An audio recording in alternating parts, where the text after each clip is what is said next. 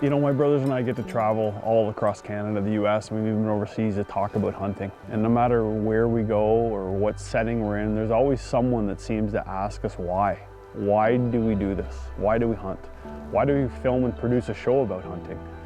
There's lots of people in the world today that question that. And today, as I sit at 4,800 feet above sea level on a mountain top in the Yukon territory of Canada, getting ready to horseback out after sleeping on the ground in a tent, people even ask more, why? And it's a question that is so hard to answer. Since we were little boys, it's something that we feel a need to do, to get outside and to hunt and to provide. This isn't an act. We're not here because someone told us to be or because we need to be. We're in the middle of the Yukon Mountains because we want to be, and because it's a lifestyle that we didn't necessarily choose, it almost chose us.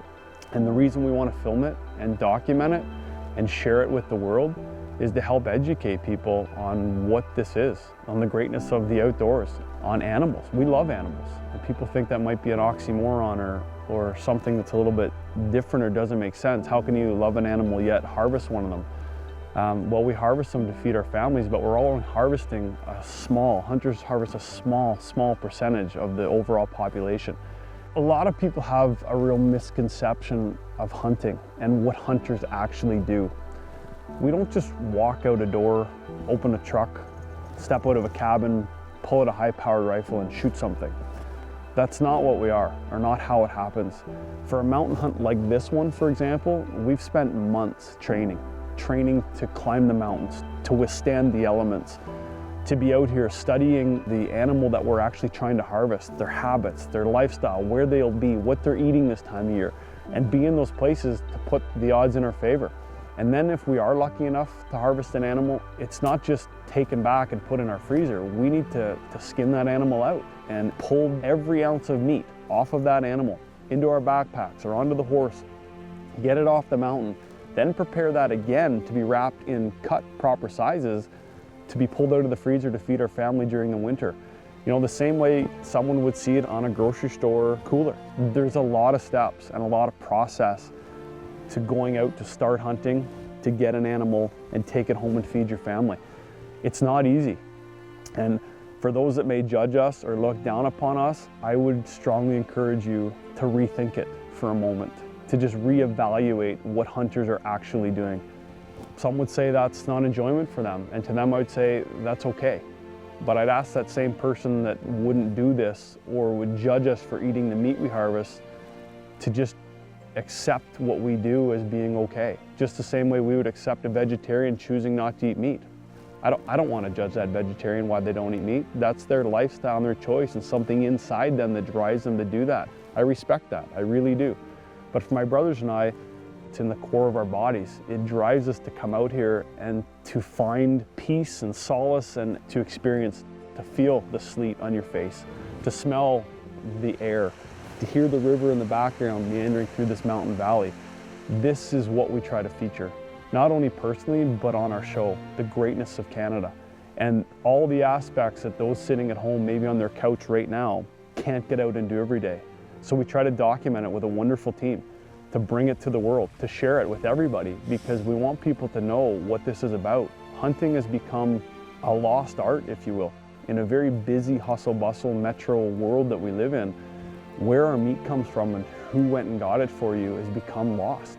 And it's become not part of the story anymore. And we're trying to bring it back to the story, because this is who we are. All of us came from this. All of us came from somebody building a log cabin somewhere in a world like this and going out and harvesting an animal and feeding their family with it, picking berries, getting eggs, doing the things as hunters and gatherers did and now still do.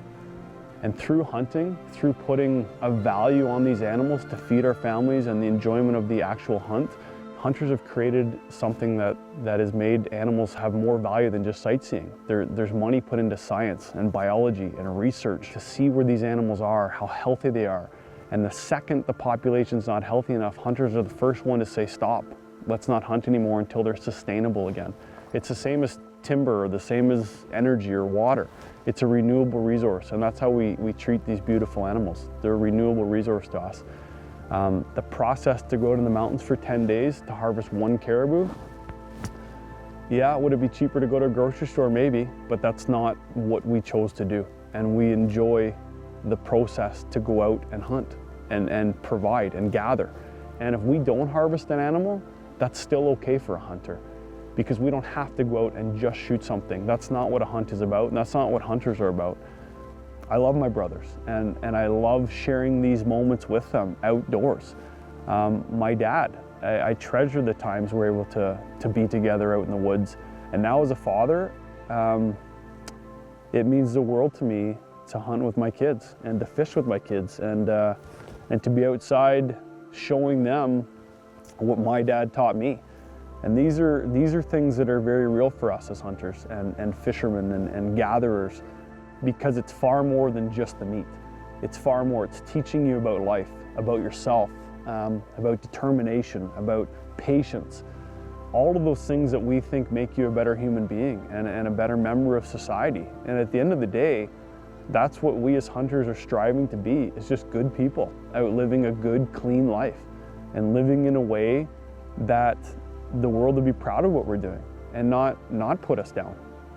So when people do put hunting down, it honestly hurts my heart a little bit, because we're not bad and we're not doing something that's bad. And we're not going to apologize for what we're doing, because this is the way the world has been going for thousands of years. And just because it may be a movement moving away from hunting in today's world, we're filming and documenting the story that brings it back to what is pure and good, because it's not a bad thing. And if there's one thing that my brothers and I could leave with anybody watching this, it's to truly be proud of your hunting heritage, to be proud of who you are, and to be proud of what you offer to society, because it's not something we need to apologize for.